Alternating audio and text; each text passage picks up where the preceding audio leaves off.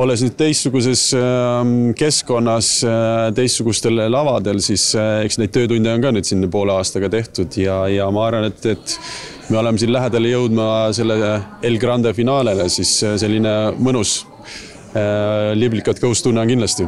Üritusele olid kutsutud mitmed kõrged Euroopa jalgpallifunktsionäärid, kes rääkisid oma edulugusid asjadest, mille Klaavan plaanib presidendina käsile võtta. Vutiklubide jätkusuutlik juhtimine, tehnoloogia, majanduslik edu ja nii edasi. Päeva hakul esinesid ka häkatoni vormis lihtsad kaasamõtlejad, mis haakub Klaavani deviisiga kaasamine. See programm ja need suunad ja need põhiteesid, kuidas iganes neid nimetada, need on ka tulnud sellel teekonnal. Need on tulnud siis meie tiimi seest, see on tulnud siis liikmetelt, see on tulnud ka siis formaatidest, mis on kärajad. Täna ka see häkaton näitab, et inimestele huvi on suur, neil mõtteid on ja nende siis programmiks valmistamine oli võib-olla see, mitte kõige raskem, aga ikkagi meie tiim oli see, kes siis need mõtted kokku koondas. Nüüdseks on teada ka Klaavani meeskonna uued liikmed.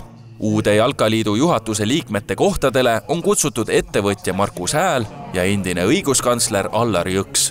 Mul on 30 aastat sellest kogemust, kuidas organisatsioone, suured või väiksed demokraatlikuks teha ja Jalgpalliliit on üks organisatsioon, mis kindlasti Jalgpalliliit vajab kindlasti ka sellist tugevat juriidilist vaadet. Ja ma olen inimene, kes julgeb alati öelda, nagu asjad on. Oma tööalase kogemusega ma suudan vaadata erinevaid nüansse just tehnoloogiliselt, majanduslikult kui ka just sotsiaalse poole pealt ja kuidas nendel tekitada balanss. Et nii fännid, treenerid, mängijad, et kõik oleks üldises tasakaalus ja tegelikult lõpuks on ju kogukonna loomine. Seda on räägitud viimasel ajal väga palju, et see tuleb inimestele tagasi viia ja ma arvan, et see on see, millega mina aidata saan. Lisaks Klaavanile, Jõksile ja Häälele on juhatuses lubanud kaasa lüüa veel 10 inimest, kelle seas on näiteks endine Kaitseväe juhataja Martin Herem või tippjuht Andres Birnbaum. Veel üks nimi ootab avaldamist.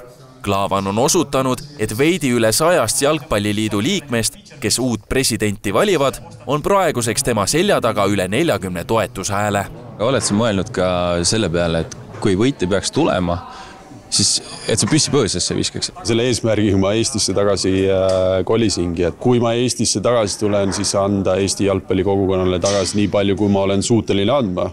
Mis iganes finišlain seal kunagi lõpus on, seda näitab aega, aga kindlasti ei ole see ühel või teisel viisil 19. juuni ei ole see finišijoon seal.